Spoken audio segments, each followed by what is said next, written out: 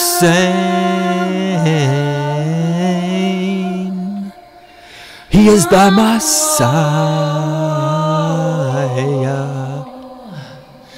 He walks on water and puts his pants on 2 legs at a time because he's better than you. Welcome to 2013. It is the beginning of the 5th year of our Lord, Hussein Obama.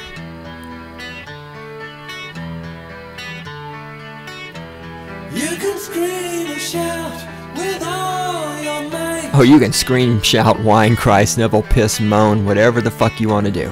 Dig in your heels and hold on tight. You can shove your opinion up your ass, that way Obama's cock has something to keep it company. Either you are wrong or I am right. And don't forget, the ever-present, the most likely third possibility, you are wrong and I am right.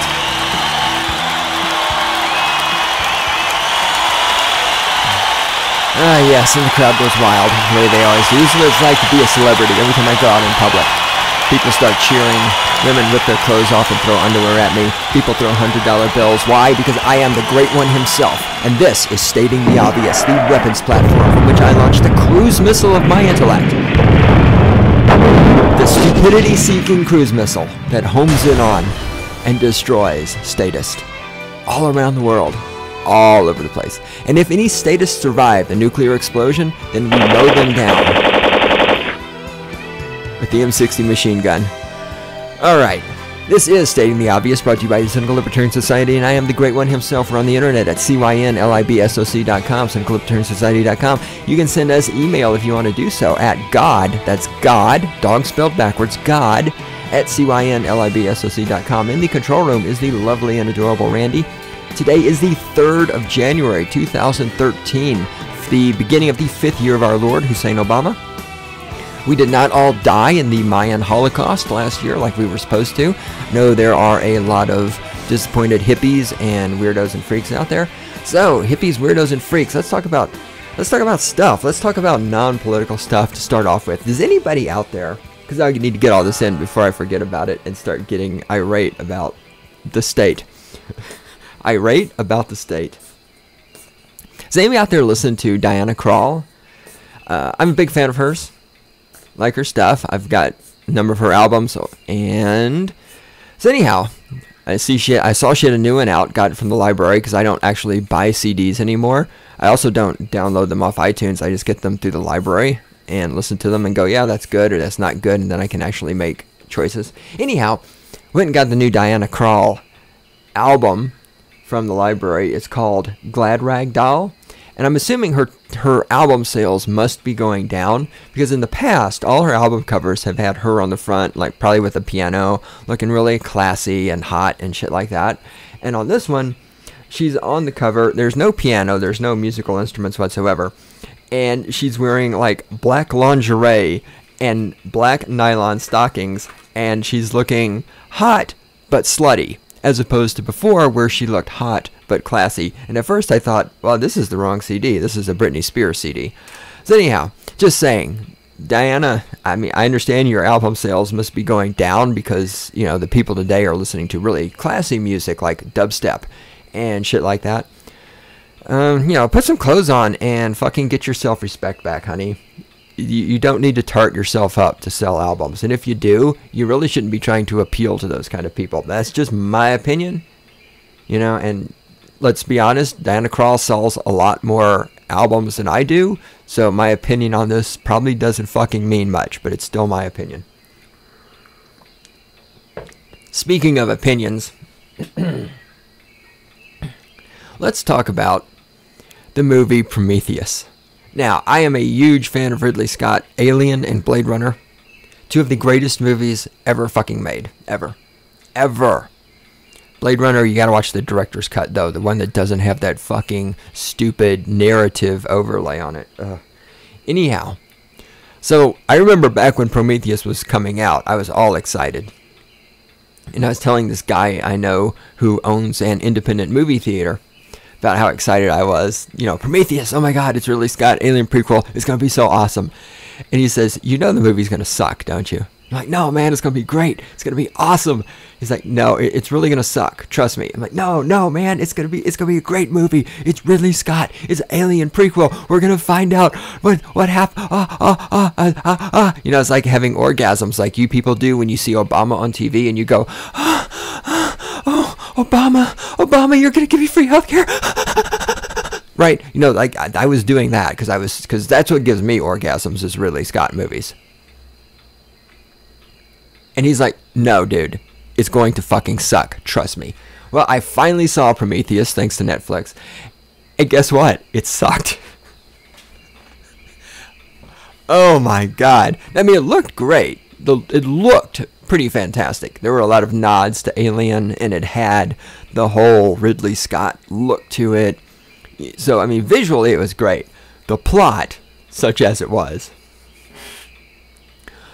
terrible. And it was just, you know, oh, look at all the soap opera stuff. Oh, these people are related to each other. Oh, gee, there's a shock. Oh, the aliens look just like humans. Oh, wow, that was creative. You know, it's just like, oh, look, there's an alien life form. I'm a scientist. Let me touch it.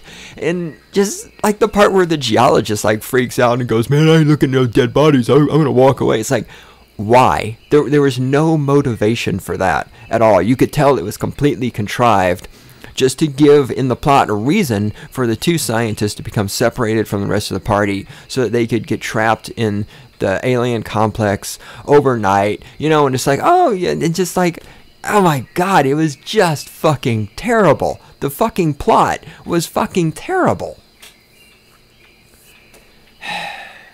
The character, I had like no sympathy for any of the only character I had sympathy for was, of course, the Charlene, however you pronounce her name, Theron, whatever, Theron, who, you know who I'm talking about, the hot chick, the hot chick who wore the skin tight outfit. And the only reason I had sympathy for her was because she's a hot chick wearing a skin tight outfit. The main character, who is supposed to be the Ripley character in this one, I had no fucking sympathy for her. I really wanted her to just die so she would shut up, because God, she was annoying. You know, it's like in Alien, I liked all the characters, even Ash. I mean, because they were real, they felt like real people, and I totally sympathized with Ripley because she is a great character. She was believable. You know, I mean, everything Sir Joni Weaver did to make Ripley come to life. You know, and all the writing that went into it, and the directing. I mean, everything that all of the people did made the character of Ripley believable and honest, you know, and a person that you sit and you watch her on the screen, and it's like you're supporting her, you're fighting for her, you want her to win, and it was all believable. You know, everything Ripley did was believable. And Prometheus, there was just nothing about any of these characters that was believable, nothing about these characters that made you give a shit about them. I just wanted most of them to just hurry the fuck up and die so they would shut up. Oh, it was terrible. Speaking of television, so let's segue into this. Now it's time to start talking about the state. Randy, did I forget anything in the intro? I got the email address. Oh, yes, in the email, if you do want to send us naked pictures, if you are physically attractive, male or female, transgendered, it doesn't matter. As long as you're physically attractive, if you want to send us naked pictures of yourself, please do so. We love that. Anything else that I forgot? I got date. I got we are stating the I got cynical. Yep. All right, good. Oh, I forgot to mention that the theme song for Stating the Obvious is You Know I'm Right by David Gilmour. It's off his 1984 album, About Face. For those of you who live under a rock or listen to dubstep, David Gilmour is the guitar player for Pink Floyd. One of the greatest band ever in history, if you have to actually rank them. All right, what was I going to talk about? Oh, yes. That's not it. Here we go. I'm finding my notes. Talking about television. Spartacus. Just finished up the 3rd season of Spartacus with the new guy playing the role of Spartacus, because the guy who played Spartacus before died, sadly. Took me about 2 episodes to get into it because I wasn't really sure how I felt about that. And just like the first Spartacus series, like the first episode of Spartacus Vengeance, the first one was Spartacus Blood and Sand. Then they had the prequel series, and then they had Spartacus Vengeance. When I watched Blood and Sand, the first episode was pretty terrible. I couldn't get into it. Fortunately, I stuck with it because the rest was awesome. Oddly enough, it was the same with Vengeance. Like, the first episode, I kind of, like, didn't give a shit about anything going on, because it's like, why? After that, it was good. So, it took 2 episodes to warm up to the new guy. Then it was okay. So, anyhow, Spartacus Vengeance, fucking awesome. Final episode was, of course, a bloodbath. I do not think that, I think that Alithia is still alive. We're going to wait. We're going to see. But Alithia has to live, because Alithia is totally fucking psycho, and she's totally fucking hot. And I am totally in love with her. So, she has to be in the next series, because she needs to be, because she's fucking hot and psycho. And she's a driving force. Because remember, conflict is the essence of drama. And that's why I love Spartacus, because there's so much conflict. But here's what's interesting. As I'm sitting here watching Spartacus, this is what's going through my mind. A lot of people are watching Spartacus. I mean, this is obvious because it's very popular, so a lot of people must be watching it. I know people who watch it. I know people who like it. And Spartacus is essentially about this man who says, I don't want to be a slave anymore. I want freedom. And I'm making an assumption here that many, I don't even want to say most, but I'm going to say there are some people watching Spartacus who sympathize with Spartacus and his cause, because that is sort of the driving force. I mean, Spartacus and his gang are the quote-unquote good guys. The Romans, the Roman Empire, are the bad guys. And usually, unless you're watching Prometheus, you sympathize with the good guys. When you're watching Prometheus, you sympathize with the fucking aliens, and you're hoping like hell the aliens, who are the bad guys, will hurry up and kill off all the good guys, because the good guys are really fucking annoying and you just want them to die, right? But typically, when you're watching a well-crafted movie or television series like Alien or Blade Runner or Spartacus, you sympathize with the good guys, and you want the good guys to persevere. So Spartacus is this guy who is a slave and kills his slave masters and goes out and he's looking for freedom. And he wants freedom for everybody. And viewers watching Spartacus are on the side of the good guy, right? Which fascinates me, because the viewers of Spartacus are citizens of the United States who are themselves slaves of the United States. And in real life, if somebody like Spartacus appeared, these very same people who, cheer him and support him and want him to win on this TV series, which, is fantasy. It's fantasy, yes. But if this happened in real life, these same people would be just like the Roman citizens. They would be calling on the empire to find this man and crush him and kill him. I mean, look at the hatred in our society for Ron Paul. Now, I'm not trying to say Ron Paul is Spartacus, but I mean, Ron Paul is the closest our society right now today has to an equivalent of Spartacus. For those of you who don't know anything about history, Spartacus was a real person who actually led a slave revolt. It was not the first slave revolt in Rome, and details of exactly what happened are sketchy because there's not a lot of records. But the point is, there really was a guy called Spartacus who led a revolt of slaves against Rome, and he had to be hunted down and killed. All right, so I mean, look at the hatred for Ron Paul when he just stood up and said, "Hey, what if we stop killing people in foreign countries, and what if we do something about the Federal Reserve, and what if we try to make the economy of this country better?" I mean, look at the hatred for him. So it just fascinates me that the slaves in America watch Spartacus, and they're cheering for this guy who's fighting for freedom and self-determination. And at the same time, in real life, these people are just like the citizens of ancient Rome, who are they support the empire, they support the expansion of the empire, they support slavery, they support the murder of other people, they support the bread and the circuses, like the presidential elections and all this other shit, and they're violently opposed to anybody who supports freedom. I mean, can you imagine?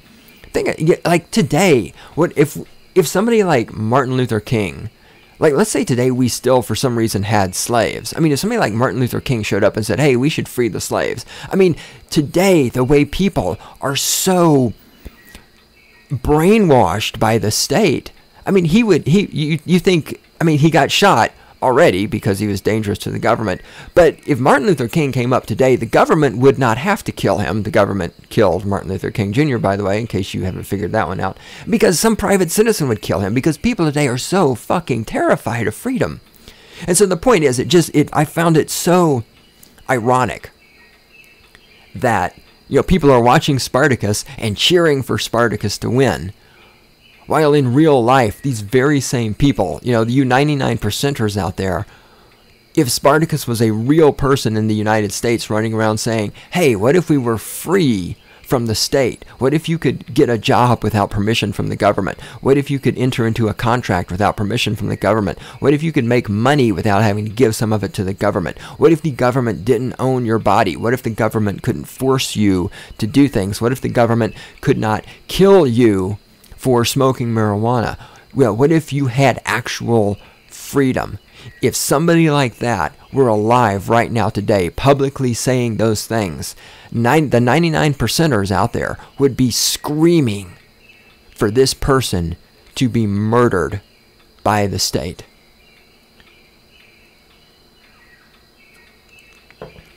I just found it fascinating. I found it absolutely fascinating. Speaking of the state, let's go ahead and get these out of the way. Speaking of owning your body, so apparently the Kansas government is trying to make a sperm donor pay child support.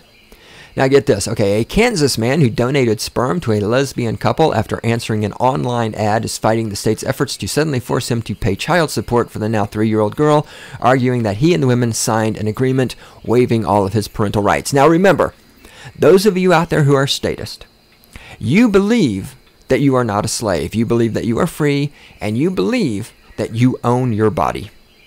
That's what you believe. That's why you fucking feminazis with this abortion shit are always going, you can't tell me what to do with my body. Well, yes, the state can tell you what to do with your body, honey, because the state owns your body, and the state owns you.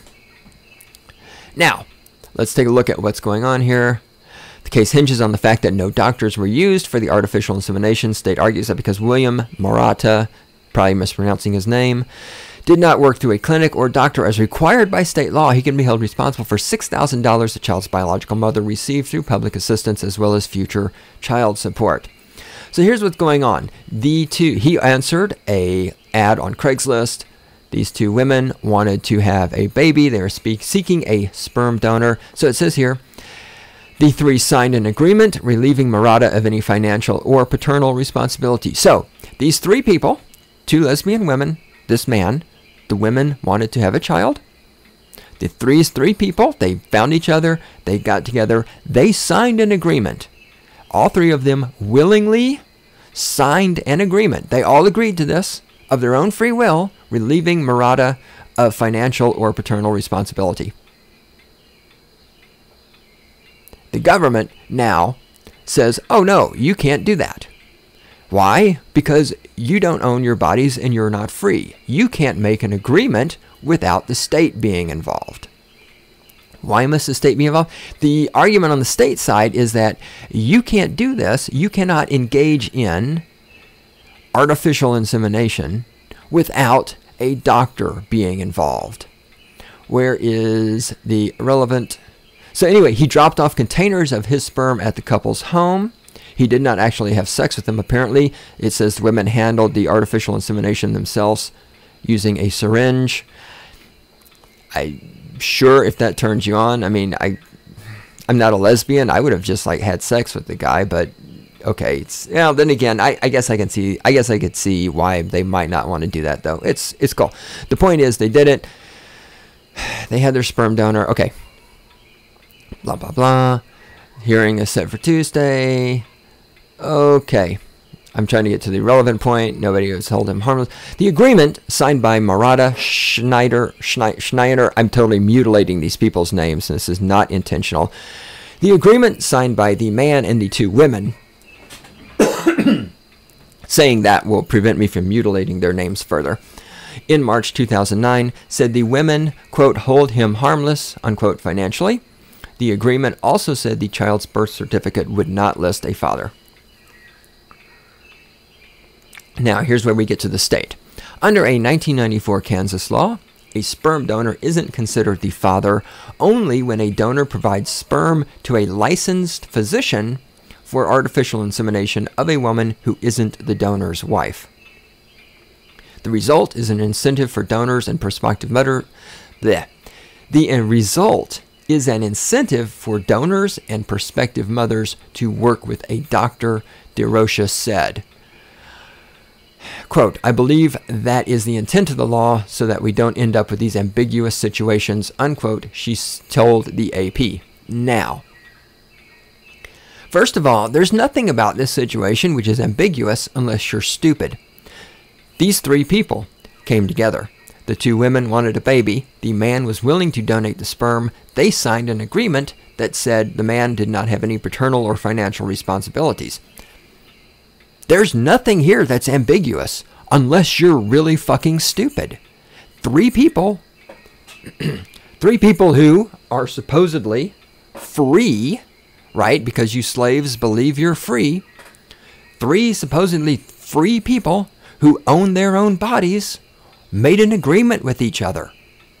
There's nothing here that is ambiguous unless you are stupid. It's not ambiguous.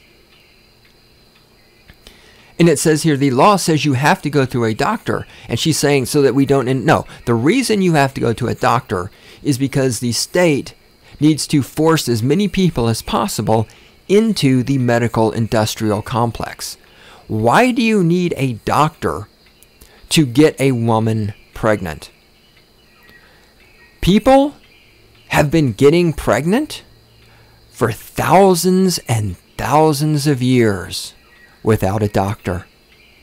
Animals all around the world get pregnant without a doctor. You don't need a doctor to get pregnant. Why is there a law that says you have to go to a doctor to do this? Because you need to be forced into the medical industrial complex. The same reason Obamacare exists, to force you to buy health insurance, to force you to participate in the health insurance industrial complex. The same reason we have wars, to force people to be in the military, to force them to manufacture weapons, to force them to participate in the military industrial complex. This is to force people to go to a doctor for something you don't need to go to a doctor for, so that you pay the doctor, so that the doctor has to pay taxes on that money you paid them, so that you generate more medical records about yourself, so that there's more information about you out there for the state to use against you. Okay, the reason you have to go to a doctor in order to get another person pregnant is because the state owns your body and the state owns their body. There is no fucking reason in a situation like this where you have two lesbian women who want a child and a man who is willing to donate the sperm to them. There is no fucking reason for a doctor to be involved if those people own their own bodies and if those people are free to legally engage in contracts with each other. But they don't, and they're not. And that's why all of this is happening. Also, the Kansas Supreme Court ruled in October 2007 that a sperm donor who works through a licensed physician can't legally be considered a child's father and doesn't have the right to visit the child or have a role in its upbringing, absent a written formal consent. But the case involving a sperm donor who was seeking access to the child had only an informal written agreement with the child's mother. Linda Elrod, a law professor and director of Washburn University's Children and Family Law program, said the law seems clear. Sperm donors who don't want to be held liable for child support need to work with a doctor. Other than that, the general rule is strict liability for sperm, said Elrod. And there you go. This is one of the reasons why, get ready to be pissed off, women are not equal to men. Because there is a strict liability for sperm, but there's no liability for eggs. If you're a woman and your egg gets inseminated, you can get an abortion, have that removed from you, and you are completely free of any financial obligations whatsoever. If you're a man and your sperm inseminates an egg, there's no way for you to get out of those financial obligations. None whatsoever. You are going to be held responsible for that shit. And this is why every time I hear women talking about how they want to be equal to men, I know they're full of shit. Because until men can get an abortion, just like a woman can, not an abortion as in killing the fetus, but an abortion to be able to just say, you know what, I don't want anything to do with this unviable tissue mass / fetus / child, whatever the fuck you want to call it, and be completely free of it just like that, then men and women are not equal. And I don't want to hear your fucking whining from all of you bitches out there.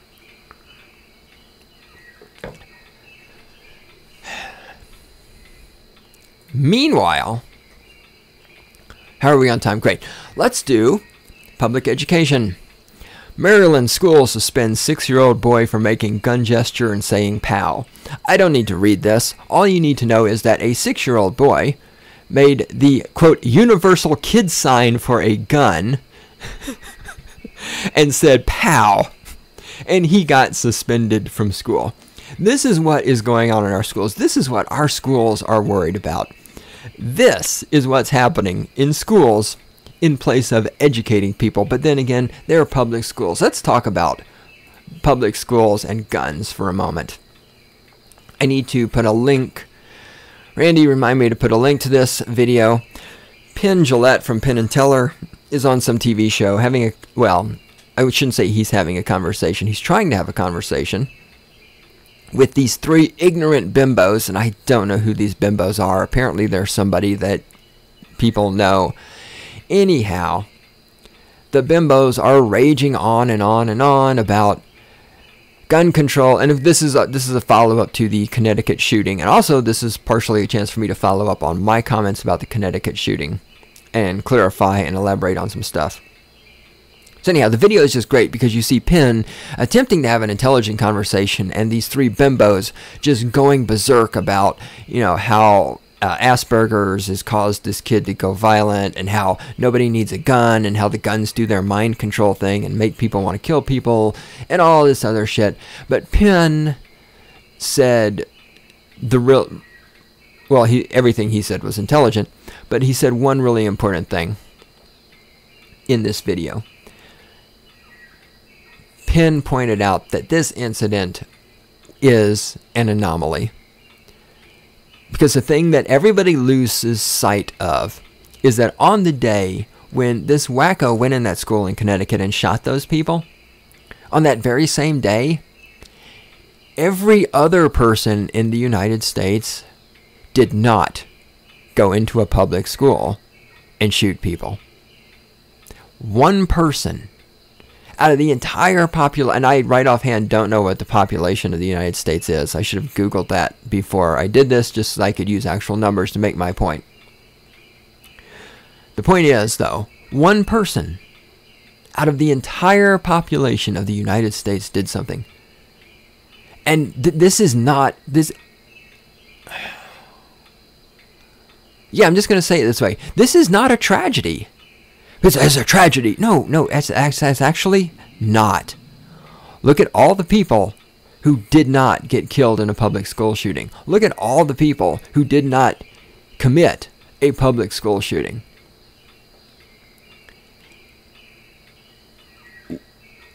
You know, it's kind of like that thing where, you know, if this is the worst problem you have in your life, then you're doing pretty fucking good.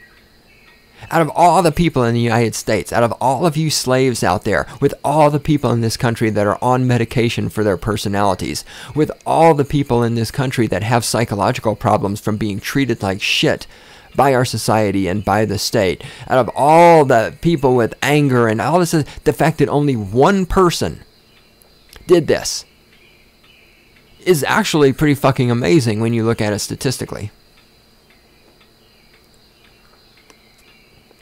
This was one lone wacko nutcase. And when Penn said that it was an anomaly, he's exactly right. And then, of course, these wacko women were going on about how nobody needs an assault rifle and we got to get rid of them. And, you know, this ties into last episode, previous episode, whatever. I talked about the doctors in England who are calling for a ban on long-pointed kitchen knives because long-pointed kitchen knives cause violence. You know, I mean, no matter what you ban, no matter what you get rid of, no matter what you make illegal, no matter how you define an assault rifle, because all rifles can be used to assault people. All knives can be used to assault people. All baseball bats can be used to assault people. All finger pointing, making gun sounds can be used to assault people.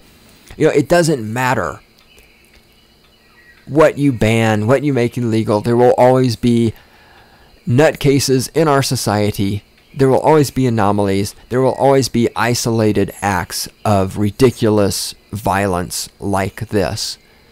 One more fucking law is not going to fix it.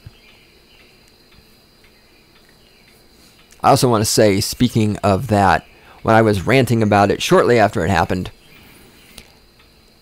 I did talk about our violent society and movies and video games and stuff like that. And I just want to clarify, I am not saying that playing video games leads to violence or watching the violent movies leads to violence. What I am saying is that it's a compound effect.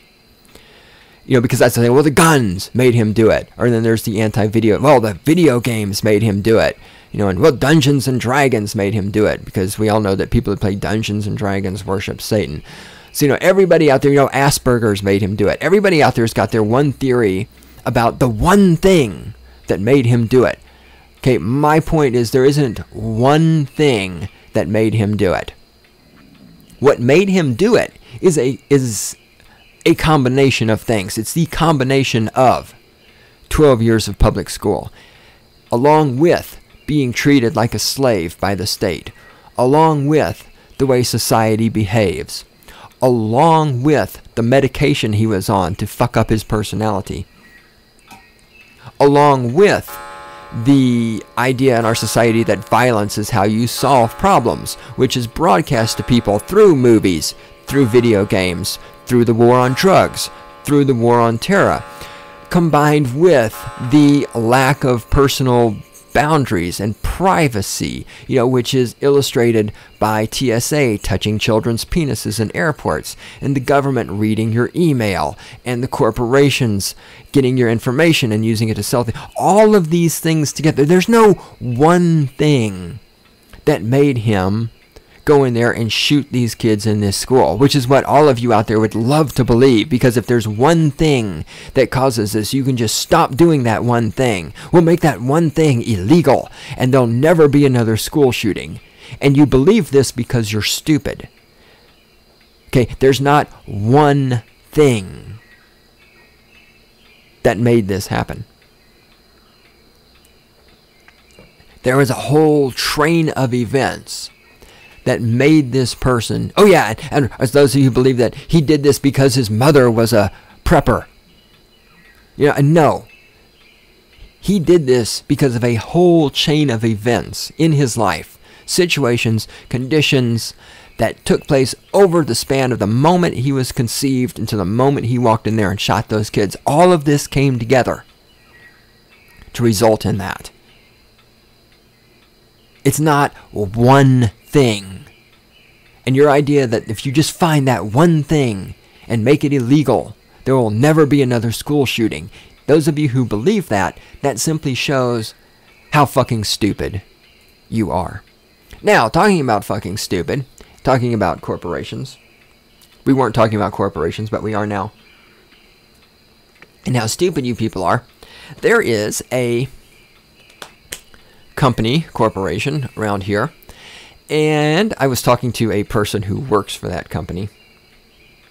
And this person is left-wing statist. This person's a tree hugger, an eco-wacko. So this person is a global warming wacko, and this person was talking about how wonderful this company is. Now, this company spent, I know this for a fact, it doesn't matter how I know this, but I know this. This company just had a holiday party. This company spent $175,000 on a 5-hour party. That $175,000 included a $37,000 alcohol bill. I was there after the party was over, and I've worked on events in this facility in the past, and I can tell you that this event room was more trashed than I have ever seen it trashed. Somebody puked on the carpet, there was broken glass all over the floor, there was spilled alcohol all over the dance floor, and I was told that by people who were at the party who worked at the venue, I was told that there were people who were so drunk they were falling on the floor and couldn't get up. And this person also made an interesting comment. This person said, "Does anybody have hair on their vaginas anymore?" Because all of these women were getting really drunk and falling down, and they were wearing short skirts and no underwear, and none of them had hair, had pubic hair. And I'm just like, interesting. So apparently this was the party to be at, and I totally missed it. I got there when it was over, and I wasn't able to take advantage of any of this. It's pretty sad. Anyhow, so that's the company I'm talking about. That's the sort of employees they have, and that's the sort of spending power they have, because of course we're in the greatest recession since the Great Depression. And so how could anybody, drop $175,000 on a 5-hour party? But I mean, that's fine. It's that money went out, the people made money off that. A lot of taxes were paid on that. The government loves that shit. Anyhow, so that's just that. This person who works for this company was telling me how wonderful it is to work there. This is a great place to work. She then told me that she's working 50-hour weeks, so apparently working a 50-hour work week is what makes a great company. And then she told me that they have all these deadlines that are just impossible to meet. Even if they worked more than 50 hours a week, they'd never be able to meet these deadlines. But this is a great company to work for. And here's the really interesting part, is that this company makes products that are made out of plastic, and the process in which this plastic is made is quote-unquote toxic and is illegal in the United States. So they have to have their plastic made in foreign countries where the environmental regulations will allow them to get away with it. But this is a great company to work for. And I find it fascinating that you statists can actually believe shit like this. A great company to work for is a company that has you working 50 hours a week on deadlines that can't be accomplished in 50 hours a week, and manufactures a product that is manufactured by a toxic process that is illegal in the United States. So you manufacture it in third world countries because, of course, they're third world countries and we can fucking pollute their countries. Who gives a shit? Because I'm a left-wing environmentalist, wacko, tree-hugging, global warming, left-wing statist. Awesome. Fucking awesome. You guys totally kick ass. All right, what do we want to do next? Let's talk about, instead of owning your body, let's go back to that for a minute. Justin Bieber, apparently a photographer was trying to take a picture of Justin Bieber and he got killed or some shit. I'll link to this. I don't need no details. The point is, Justin Bieber now is pimping a law to make it illegal for people to act recklessly while trying to take pictures of entertainers. I mean, again, here we are. We're trying to make laws. By we, I mean Justin Bieber. Statist, you 99%ers. Oh, yeah. Let's see. On January the 1st, a Los Angeles photographer was killed when he was struck by a car while trying to photograph a person driving Bieber's auto.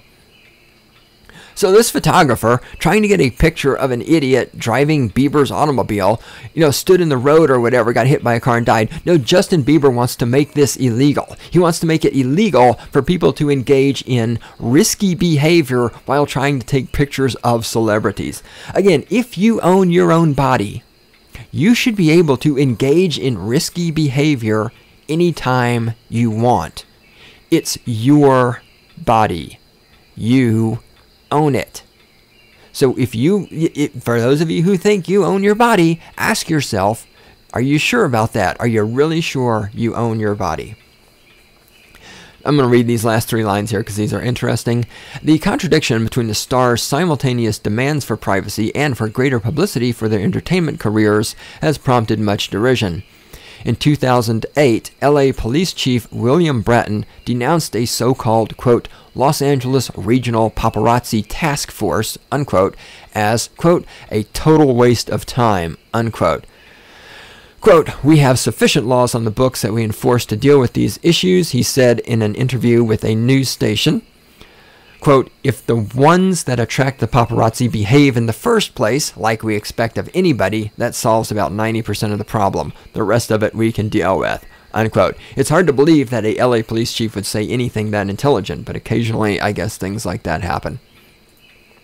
Okay, the point is, when Justin Bieber can get the government, and who knows, it'll probably happen, to make a law that says you can't engage in risky behavior to take his picture. Why you'd want Justin Bieber's picture, I don't know, but whatever. I know some of you out there don't have a life, or maybe you just haven't discovered where you can get free porn on the net, youporn.com. Okay, instead of like fantasizing about Justin Bieber, go there and just look at some pornography.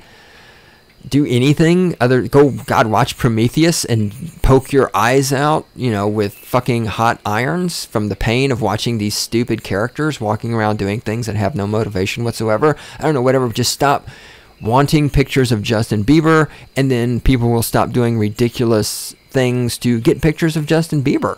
I mean, this is the driving market forces when people are willing to pay for, somebody's going to pay me thousands of dollars for a picture of Justin Bieber, doing whatever the fuck Justin Bieber does. I would engage in risky behavior to get a picture of the little idiot too. Okay?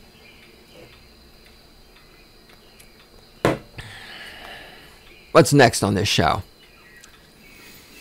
I don't have that information yet. Should I talk about this? Randy, where are we on time? How much time do I got?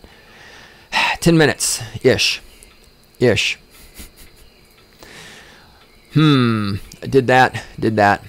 I don't want to talk about that yet. I have more to say about the United States military and what giant pussies they are. Handled that. Yeah. Alright, let's go ahead and talk about this. Philosophy in the classroom. Get this out of the way.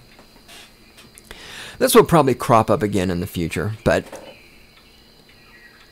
this is something I've been needing to talk about for a while.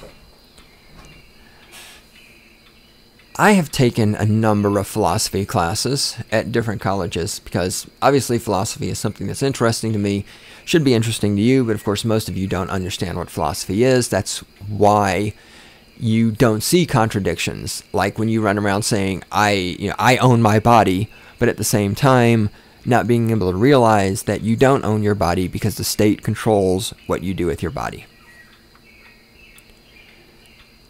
And in all the philosophy classes I took,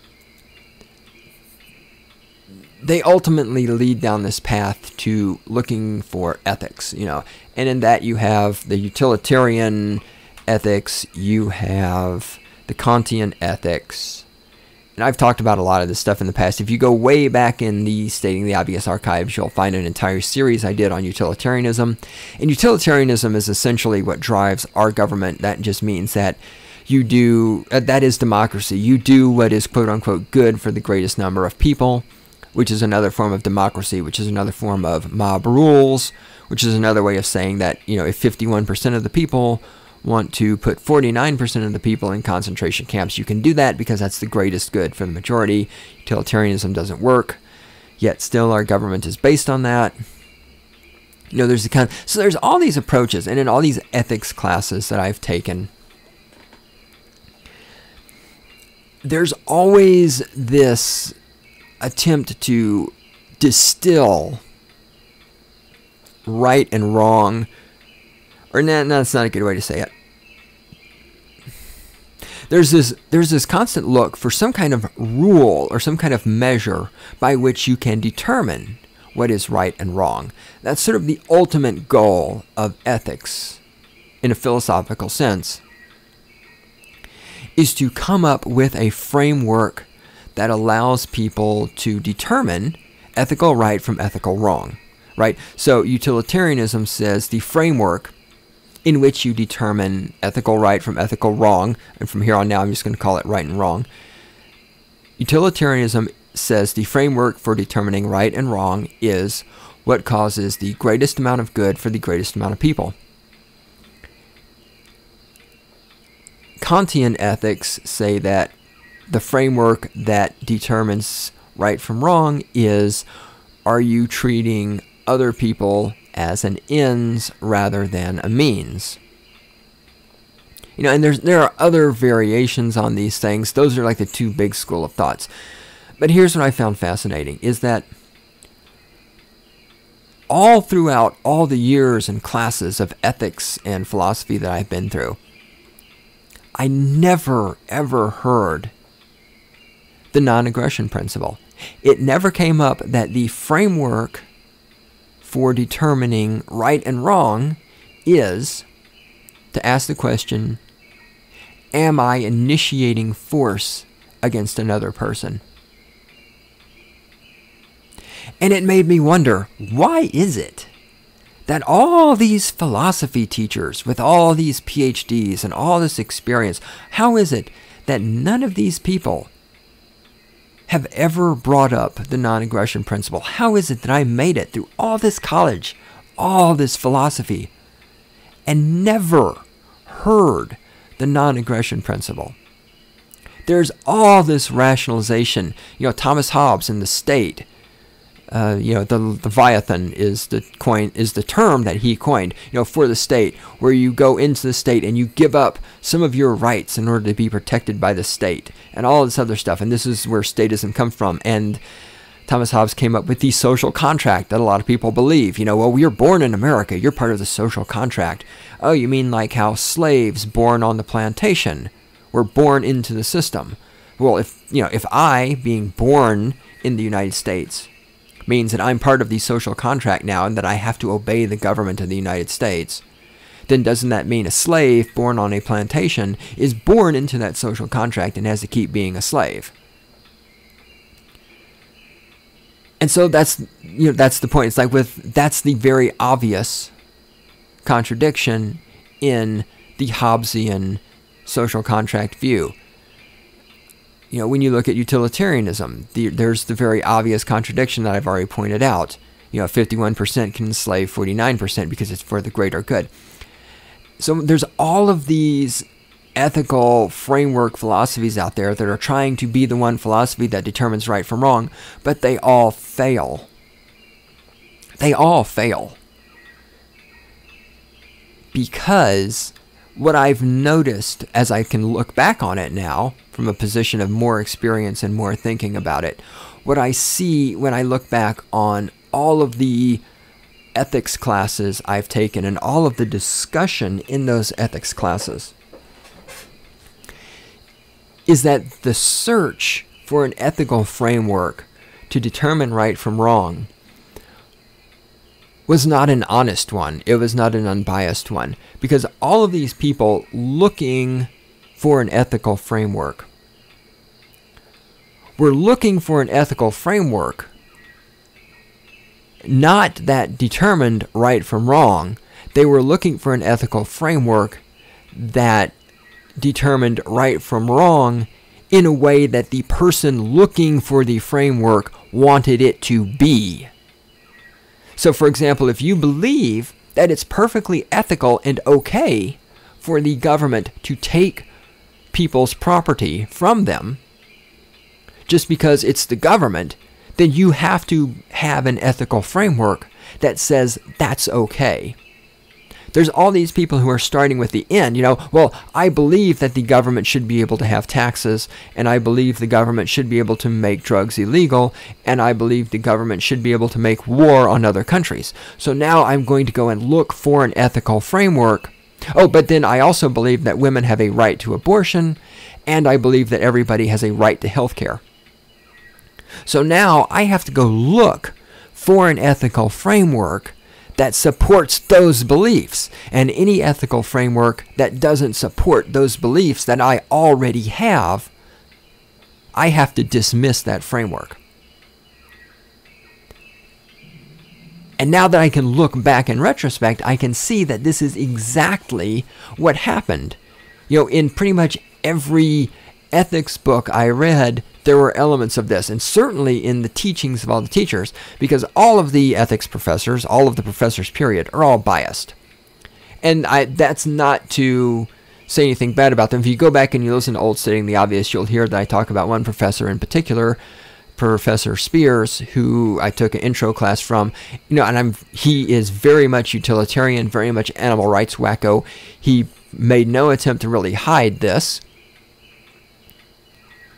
but he was still an excellent professor, because in something especially like philosophy or ethics, if the professor has a bias, they can be completely upfront about this and yet still very effectively teach a class. Because you can't, you know, who can teach an ethics class without having a bias towards one ethical system? That's it's impossible.